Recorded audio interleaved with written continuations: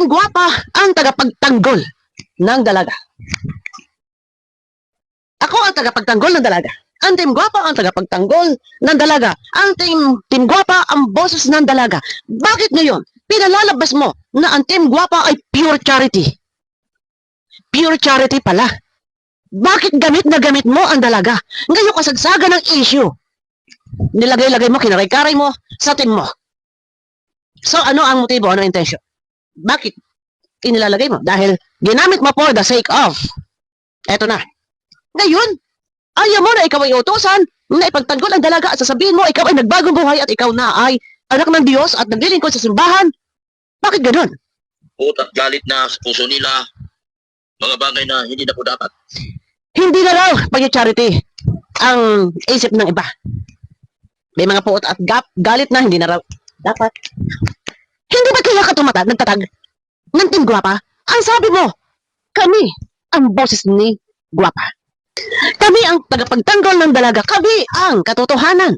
Bakit ngayon kami ay pure charity lamang? Huwag ninyo akong itulak sa kasamaan. Dahil ako ay naglilingkod sa simbahan. So paano na?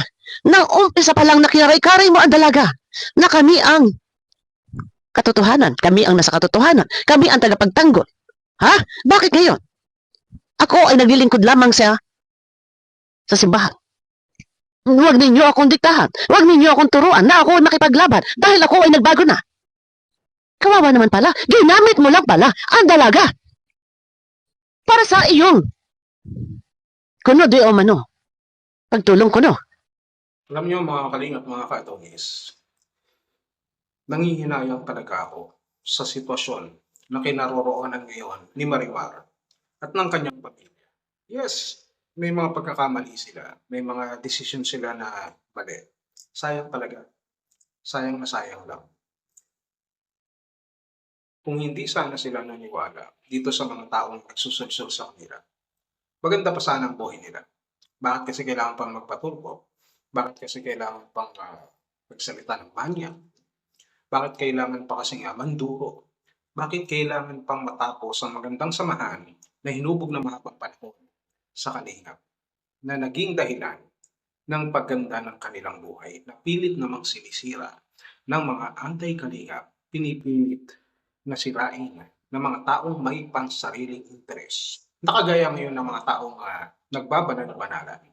Well, sa napanood nga natin, itong dalawa na ito, si Saint Iking at si Red Saint, ay malamang darating ang panahon ay iiwan na rin nila si Guwapa. Nakabase lang naman ang kanila pong kanilang suporta, ang pag-back up nila kay Guwapa, ang pagbubuo ng grupo niyan dahil mayroong mga sponsor.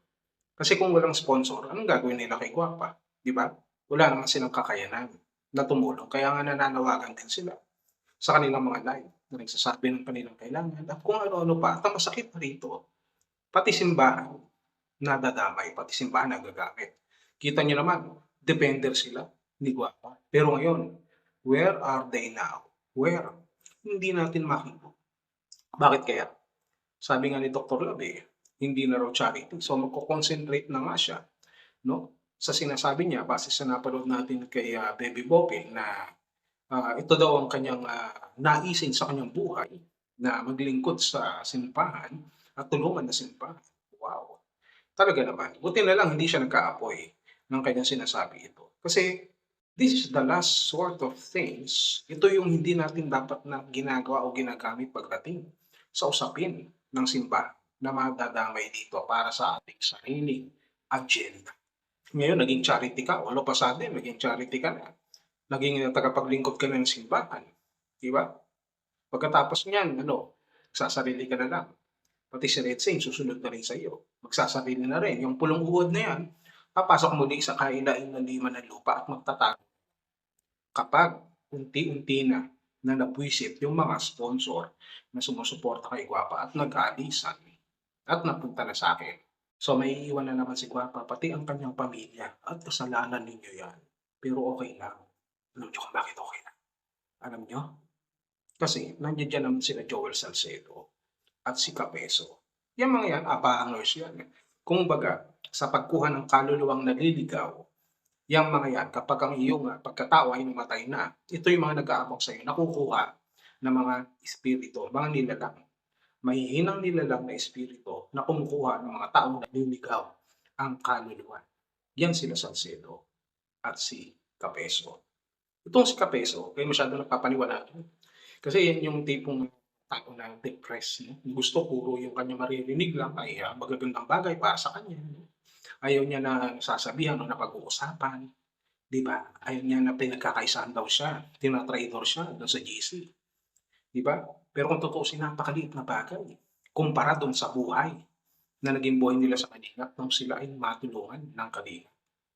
Tapos ngayon, konting mapag-usapan lang ayaw mo na. Traitor na. Yun lang. What? You're very, very annoying, Kapeso. Alam mo ba yun?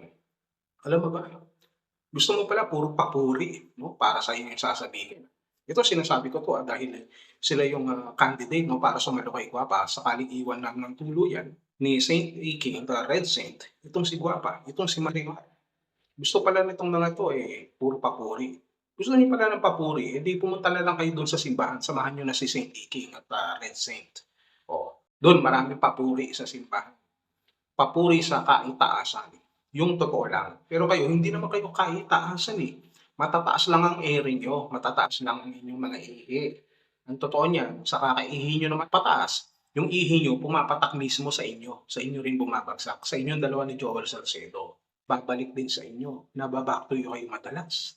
Lahat ng sinasabi nyo tumatalbog sa inyo Yan yung mga tipo ng tao na sasalo dito kay Guapa. Ibig sabihin nito, kahit maiwan ni Saint Iking at Red Saint itong si Marimar, ang mangyayari dito, mababaliwala rin sapagkat sooner or later, iiwan din sila ni Capeso at ni Joel Salcedo. Kagaya ng pag-iwan nila sa Kalingap nang hindi nila makuha ang sarili nilang kagustuhan.